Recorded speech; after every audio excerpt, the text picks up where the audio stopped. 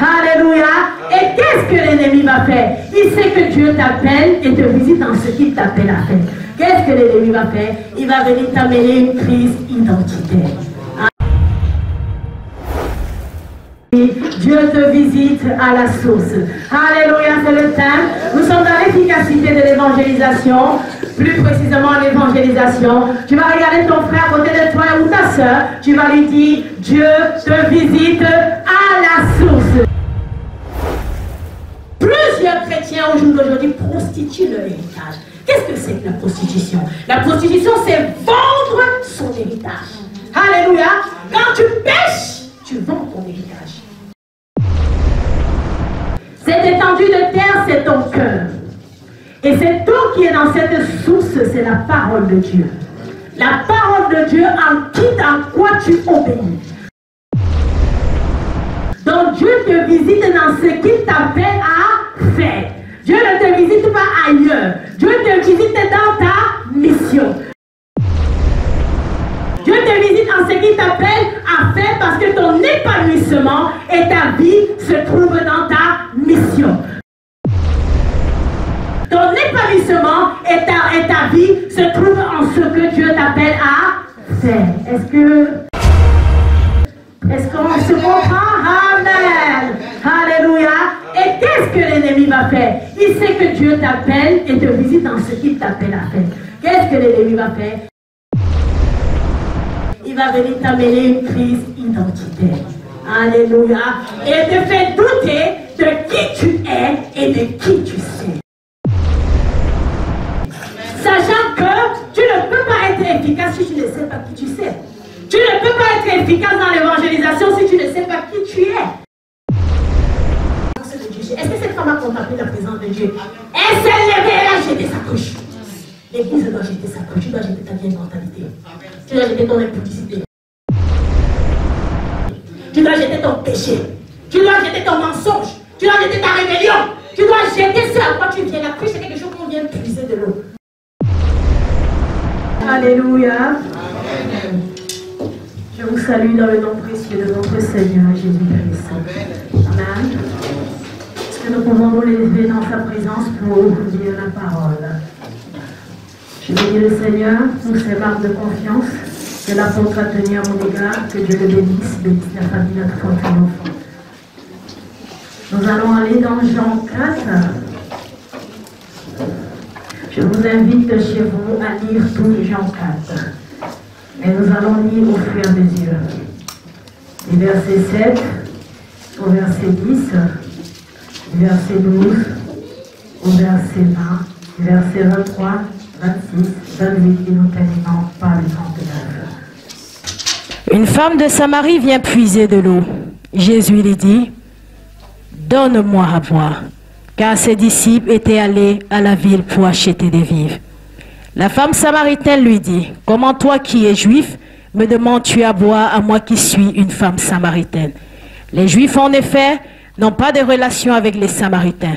Jésus lui répondit, « Si tu connaissais le don de Dieu, et qui est celui qui te dit, donne-moi à boire, tu le lui aurais toi-même demandé à boire, et il t'aurait donné de l'eau vive. » Seigneur, lui dit la femme, tu n'as rien pour puiser, et le puits est très profond. D'où aurais-tu donc cette eau à boire? Nous allons au verset 13. Jésus lui répondit, quiconque boit de cette eau aura encore soif, mais celui qui boira de l'eau que je lui donnerai n'aurait jamais soif, et l'eau que je lui donnerai deviendra en lui une source d'eau vive qui jaillira jusque dans la vie éternelle. La femme lui dit, Seigneur, donne-moi de cette eau, afin que je n'ai plus soif et que je ne revienne plus puiser ici. Va, lui dit la femme. Lui dit Jésus, appelle ton mari et viens ici. La femme répondit, je n'ai point de mari. Jésus lui dit, tu as raison de dire tu n'as point de mari, car tu as eu 5 maris, et celui que tu as maintenant n'est pas ton mari. En cela, tu as dit vrai. Alléluia. Nous allons au verset 20. Nos pères ont adoré sur cette montagne, et vous dites que ce lieu où il faut adorer est à Jérusalem. Femme, lui dit Jésus, crois-moi, cette montagne, ni si ces montagnes, ni à Jérusalem que vous adorerez le Père. Alléluia. Vous adorerez ce que vous ne connaissez pas. Nous adorons ce que nous connaissons, car le salut vient des Juifs. Mais l'heure vient, et elle est déjà venue, où les vrais adorateurs adoreront le Père en esprit et en vérité, car ce sont là les adorateurs que le Père demande. La femme lui dit au verset 25, je sais que le Messie doit venir, celui qu'on appelle Christ. Quand il sera venu, il nous annoncera toutes choses. Jésus lui dit, je le suis, moi qui te parle. Au verset 28, alors la femme ayant jeté sa cruche, s'en alla dans la ville et dit aux gens, venez voir, alléluia, un homme qui m'a tout dit, qui a tout dit, ce que j'ai fait, ce serait point le Messie. Et au verset 39, plusieurs Samaritaines dans cette ville crurent en Jésus à cause de cette déclaration formelle de la femme. Il m'a dit tout ce que j'ai fait. Alléluia, nous allons bien manger la parole. Alléluia, nous allons nous lever pour prier pour la parole. Alléluia. Seigneur, je bénis ta parole et je te rends grâce. Ta parole est puissante, ta parole est vivante, ta parole est efficace. Alors donne-moi la grâce de prêcher, Seigneur, ta parole comme il se doit, afin que le Saint-Esprit nous éclaire et nous donne de l'intelligence pour que nous puissions le mettre en pratique. Laisse que le don que je suis en toi, par toi et pour ta seule gloire soit agréé des saints, et que tout pied d'incrédulité, tout pied de lourdeur, tout pied de lassisme, Père, puisse être ôté dans la vie de tes enfants, et que la parole de Dieu puisse porter du fruit, et que tout esprit soit confondu en ce jour, au nom puissant de Jésus. Amen. Alléluia, vous pouvez vous inviter à vous asseoir. Alléluia. Tu vas regarder juste ton prochain, tu n'as pas besoin de te lever, regardez juste ton prochain et dis, Dieu te visite à la source. Alléluia, c'est le thème. Nous sommes dans l'efficacité de l'évangélisation, plus précisément l'évangélisation. Tu vas regarder ton frère à côté de toi ou ta soeur, tu vas lui dire, Dieu te visite à la source. Alléluia. Je te laisse bien déclarer cela. Dieu te visite à la source. Alléluia. Nous voyons une source. C'est une étendue de terre. Et nous voyons dans cette étendue, il y a de l'eau. Alléluia. Cette étendue de terre, c'est ton cœur. Et cette eau qui est dans cette source, c'est la parole de Dieu. La parole de Dieu en quoi tu obéis. Donc Dieu te visite dans ce qu'il t'appelle à faire. Dieu ne te visite pas ailleurs. Dieu te visite dans ta mission. Dieu te visite en ce qu'il t'appelle à faire parce que ton épanouissement et ta vie se trouvent dans ta mission. Ton épanouissement et ta vie se trouvent en ce que Dieu t'appelle à faire. Est-ce qu'on se comprend? Amen. Alléluia.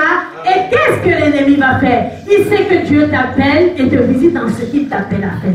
Qu'est-ce que l'ennemi va faire? Il va venir t'amener une crise identitaire. Alléluia. Et te fait douter de qui tu es et de qui tu sais. Sachant que tu ne peux pas être efficace si tu ne sais pas qui tu sais. Tu ne peux pas être efficace dans l'évangélisation si tu ne sais pas qui tu es. Alléluia.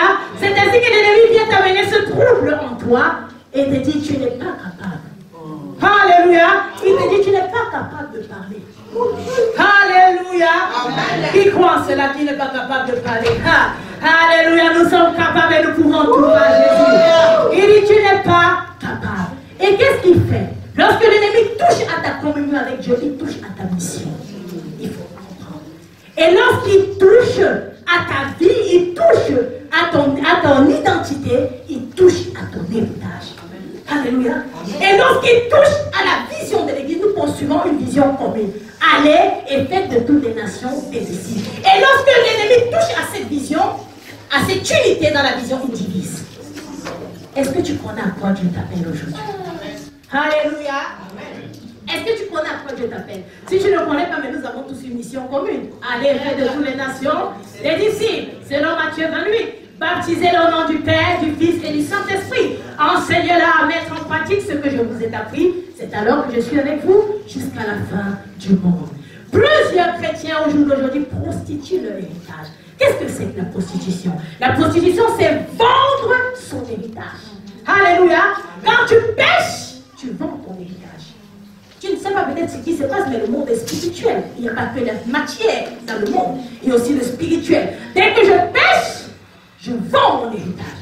Alléluia. C'est ainsi que nous rentrons dans la parole. Ça, c'était mon introduction. Nous rentrons dans la parole. Et Jésus voit une femme samaritaine. Jésus veut amener la Samarie au salut. Jésus veut amener la Samarie au repos. Jésus veut amener la ville du Mans au salut. Jésus va amener la ville du Mans au repos et il a choisi une femme samaritaine. Je veux que tu vois la femme samaritaine comme l'église aujourd'hui. Et Christ comme l'époux. Ne te dis pas que c'est une femme samaritaine, moi je suis un homme, ça ne me concerne pas. Ça te concerne puisque nous sommes l'épouse. Alléluia, nous sommes l'église. Alléluia. Dieu veut amener la ville du Mans au repos. Et il t'a choisi. Il t'a choisi pour amener cette ville au repos. La femme samaritaine, autrefois, c'était des personnes rejetées, les Samaritains. Alléluia. C'était des personnes, en même temps, ils servaient Dieu, et en même temps, ils servent les dieux des nations, puisqu'ils étaient assujettis par les Assyriens. Et en même temps, ils servent Dieu, en même temps, ils servent le monde. Alléluia, ils servent les dieux des nations. Et nous voyons cela dans l'église. Cette femme venait à la source, elle venait au puits, elle venait puiser de l'eau. Alléluia. Comme toi, tu viens à un puits ici. Tu viens puiser de l'eau. Tu viens puiser la parole pour que la parole te change. Mais cette femme avait toujours soif. Elle avait toujours quelque chose qui lui manquait dans son cœur. Alléluia. Mais Dieu a choisi un point central du réveil, la Samarie, plus précisément Sichar. À ce lieu où le puits de Jacob se trouvait, c'est un lieu où Jacob avait lutté avec Dieu, il avait remporté la victoire et Dieu a transformé son nom de Jacob de voleur en prince de Dieu, Israël. Mais Jacob n'avait pas que reçu la bénédiction, il avait aussi reçu l'emboîture de la hanche. Parce que c'est important que tu reçoives quand même une petite emboîture pour te souvenir que de ta faiblesse et afin que tu ne puisses pas t'enorgueillir. Dieu lui avait donné en même temps la bénédiction et Dieu avait mis une emboîture de sa hanche pour qu'il se souvienne de son état de faiblesse afin qu'il ne puisse pas s'enorgueillir. C'était le lieu où la femme se trouvait. Après du lieu où la femme se trouvait.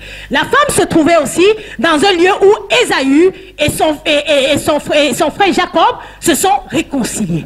La femme se trouvait aussi au milieu, dans ce même champ, à un lieu où s'est passée la résurrection, où les os de Joseph étaient enterrés.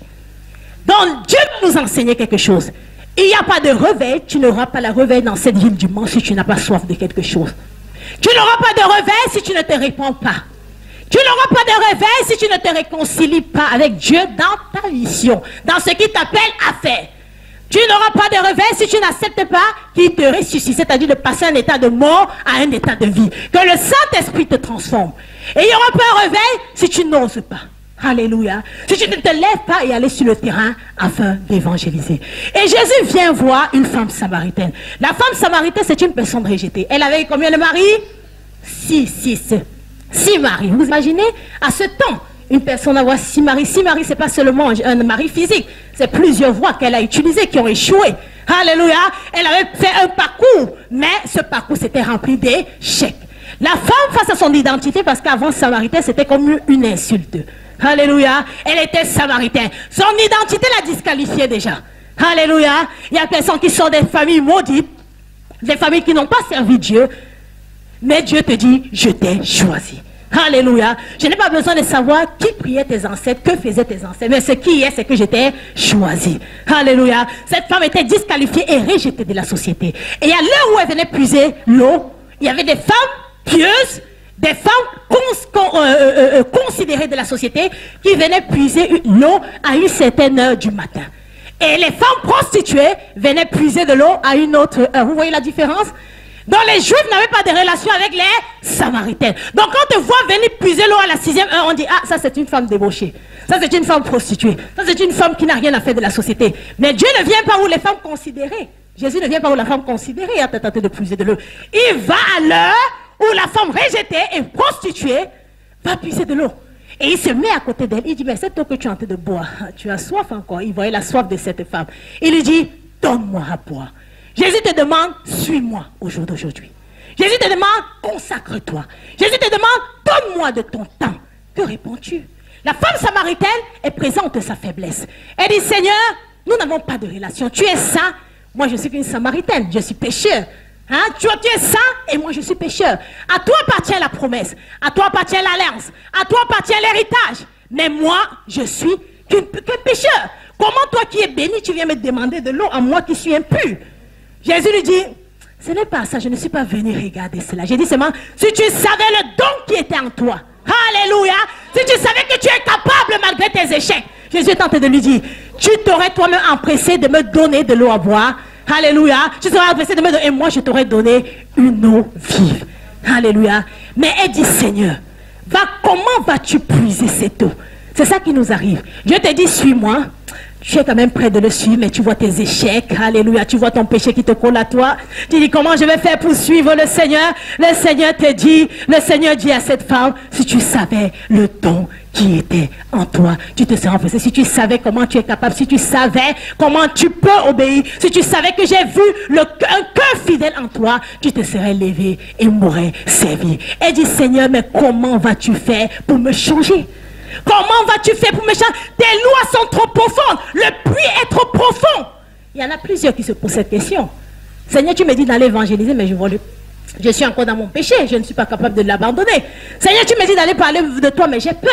Seigneur, tu me dis d'aller parler de toi, mais je suis incrédule. Alléluia. Jésus n'avait rien à faire. Pendant que Jésus parlait à cette dame, en même temps, il brisait les forteresses. Tu ne peux pas aller évangéliser si tes forteresses ne sont pas brisées. Il brisait les forteresses et il aiguisait la soif de cette femme. Pendant qu'il brisait ses forteresses, elle était curieuse de savoir ce qui va se passer après. Alléluia. Et le Seigneur lui dit, elle dit, mais je ne suis pas capable. Le Seigneur lui dit, si tu me sers de cette manière, si tu me sers avec cette mentalité, alléluia, tu auras toujours soif. Mais si tu prends l'eau que je te donne, si tu obéis à ma parole, si tu obéis à la mission pour laquelle je t'ai appelé, tu n'auras plus jamais soif. Un homme veut toujours combler un vide. Tu peux avoir des enfants. Tu peux avoir le mariage, mais tu ne sens pas qu'il y a un vide en toi. Il y a quelque chose qui se passe. Tant que là, tu ne rentres pas dans la mission, tu auras toujours soif. Quand tu utilises, le Saint-Esprit étanche ta soif. Mais lorsque tu refuses de parler, tu as toujours un vide. Lorsque tu refuses de servir Dieu, tu as toujours un vide en toi. Jusqu'au jour où tu vas te décider de pouvoir le servir. Et le Seigneur dit, si tu obéis à cette parole, si tu te lèves et me sers, alors je te donnerai des eaux vives qui jailliront jusque dans l'éternité. Il dit, je te donnerai ces nations que tu enfanteras. Donc tous ceux qui sortiront de toi participeront à la même promesse. Tous ceux qui sortiront de toi seront sauvés. Tous ceux qui sortiront de toi hériteront la vie éternelle. Comment une femme prostituée, rejetée, abandonnée, tu as quand même besoin d'elle. C'est pas curieux ça? Est-ce qu'il y a quelqu'un qui sent qu'il a subi beaucoup d'échecs dans sa vie? Je veux te dire que Dieu a besoin de toi. Est-ce qu'il y a une personne qui sait que on a dit sa famille est archi maudite? Je veux te dire que Dieu a besoin de toi. Dieu n'en a rien fait de ta malédiction, de ce que les ancêtres sont partis. Mais il te dit, toi, va et consacre-toi. Moi, je pointe et je t'envoie des hauts. Alléluia, je t'envoie des services. Alléluia, est-ce qu'il y a une personne qui peut dire Amen? Amen. Et Jésus lui dit, va m'appeler ton mari. Qu'est-ce que l'eau en voit d'un mari? Un mari, c'est celui avec qui tu as alliance. Un mari, c'est celui avec qui tu es lié. Un mari, c'est celui qui a une puissance qui domine tes choix et tes actions. Un mari, c'est celui qui domine sur toi. Il y a beaucoup de gens qui disent Dieu pas en premier. Tu n'as pas compris si Dieu passe en premier dans ta vie. Dieu doit être le tout de ta vie. Il y a des gens qui passent l'incrédulité avant. Il y a des gens qui passent l'égoïsme avant. Il y a des gens qui passent l'impudicité avant Dieu. Il y a des gens qui passent le mensonge avant Dieu. Est-ce que où Dieu a décidé, il y a tellement de péchés. Il y en a qui passent la rébellion avant Dieu. Alléluia. Il y en a que ce sont leurs enfants. Ils aiment tellement leurs enfants que Dieu. Il y en a qui aiment tellement le mariage que Dieu. Alléluia. Et ça va te choquer aujourd'hui, mais il faut que ça te choque. Yes. Alléluia. Amen. Et il y en a qui aiment le sœur que Dieu. Il y en a qui aiment le père que Dieu. Il y en a qui aiment le mère que Dieu. Alléluia. C'est ainsi que Jésus dit, va m'appeler. Elle a dit au Seigneur, donne-moi cette tour. Dieu lui dit, s'il y a des forteresses, tu ne me pourras pas bien me servir. Va m'appeler tes maris, va appeler sur la quoi tu. Jésus te demande aujourd'hui de déposer à ses pieds tes péchés. Amen. Je t'invite à déposer tes péchés. Dans ton cœur, une seconde, tu peux. Seigneur, je dépose. Dépose sur à quoi tu as péché. Dépose ta haine, ta sorcellerie, tout ce que tu as fait. Dépose à tes pieds. Jésus ne te juge pas. Mais il dit, je veux t'utiliser, tu es capable. Alléluia. Et cette femme a dit, elle s'est répandue sur le cou et a dit, Seigneur, étends. Seigneur, sois mon Seigneur. Seigneur, sois mon sauveur. On croit que Jésus dit, mais si je vois encore un sixième mari. Alléluia, mais de quoi Dieu parlait? Il y en a qui ont beaucoup laissé pour Dieu, qui gardent quand même l'impudicité. Tu ne mens plus, tu ne dis, mais tu gardes quand même un péché. Jésus me dit, lâche le sixième. Alléluia! Il dit, lâche le sixième. Alléluia! Lâche le sixième. Si à quoi tu dis, j'ai tout abandonné, c'est déjà abandonné le mensonge, j'ai abandonné le vice, déjà abandonné le... Mais je vais quand même garder, alléluia, un petit péché. Alléluia, je vais quand même garder un tout petit péché. Jésus te veut entière. Jésus te veut entière. Alléluia. Et par la suite, elle dit, mais je vois que tu es un prophète. Elle ne parlait pas d'une fonction, d'un poste à l'église. Elle parlait de la parole prophétique. Je vois qu'une parole est en train de sortir pour moi. Est-ce que tu entends qu'une parole est en train de sortir pour toi? Je vois qu'une parole est en train de me toucher. Cette femme disait, mais je vois que tu es un prophète. Alléluia. Mais elle avait encore des photos, elle était encore dans des boîtes religieuses. Il y en a beaucoup qui viennent à l'église, ils sont encore très religieux. Il y a les catholiques, depuis nous ont je l'ai béni et je bénis Dieu. Hein. Mais depuis nous ont martyrisés, le fait que quand on arrive, on est toujours religieux. Alléluia. On veut tous s'attacher à l'huile d'onction. Si l'huile d'onction n'est pas là, je ne peux pas être guéri. Si ceci. Mais Dieu te dit, je n'ai pas besoin de ça. C'est les liens en Samarie qu'il faut adorer. C'est les liens en Jérusalem qu'il faut adorer. Ce n'est pas ton appartenance d'une église que Dieu te... Le pasteur peut te connaître, mais Dieu ne te connaît. Amen. Tu peux chanter, mais Dieu ne te connaît. Amen. Dieu n'a pas besoin de ta position, mais il a besoin de ta consécration. Aide-moi à dire Amen. Dieu n'a pas besoin de ta position sociale, ecclésiastique, mais il a besoin de ta consécration. Alléluia. Amen. Et cette femme dit au Seigneur, mais je vois que le Messie doit venir. Elle était tellement touchée. Je vois que le Messie doit venir. Quand il doit venir, il doit nous annoncer toutes choses.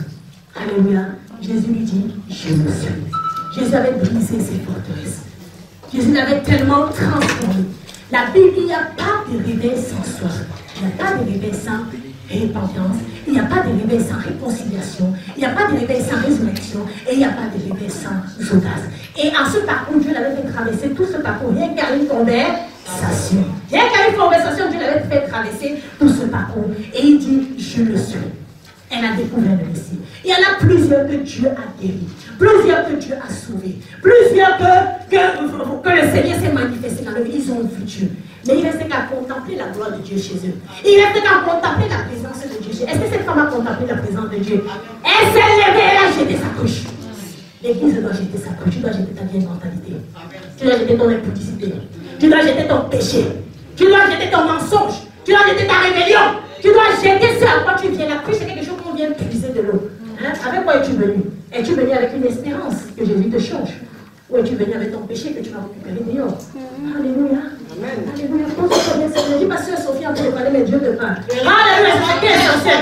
Que Dieu est en train de te parler. Regarde comment elle est coiffée, comment elle est mère. Regarde comment Dieu est en train de te dire quelque chose. Alléluia, tu dois entendre. Alléluia. Je dis, je vais prendre ensuite, je vais tout prendre. Alléluia, parce que Dieu est loin. Alléluia. Et il te parle aujourd'hui.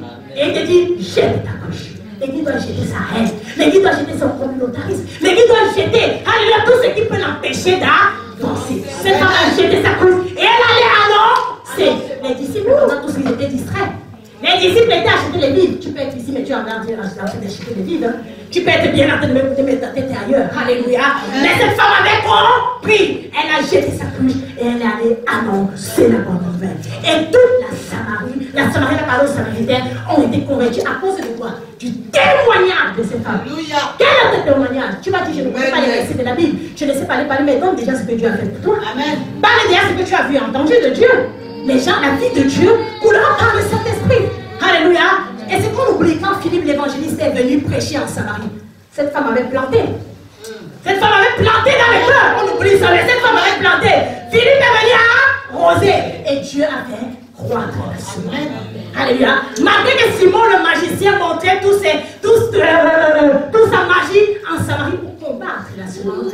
Dieu, la semence que tu mets dans la vie de quelqu'un ne se perdra jamais. Dieu est venu arroser la semence. Et le Saint-Esprit, et Dieu, Philippe est venu arroser la semence. Et Dieu a fait croître ces semences. Les champs blanchissent. Église de Dieu. Si nous ne levons pas les yeux, on voit les champs qui sont en train de blanchir. nous n'allons pas sortir à l'évangéliser. Sors de ton lieu de confort, Dieu. Tu ne peux pas l'évangéliser si tu aimes bien ton lieu de confort. Oh mon mari, oh mes enfants, oh, je suis donne. Sortez de vos lieux de confort. Alléluia. Et allez parler, annoncer ce que vous avez vu, tendu, afin que les personnes viennent en communion, non pas avec un Dieu qui ne voit pas, mais avec un Dieu qui voit au travers de toi. Que Dieu vous bénisse. Amen.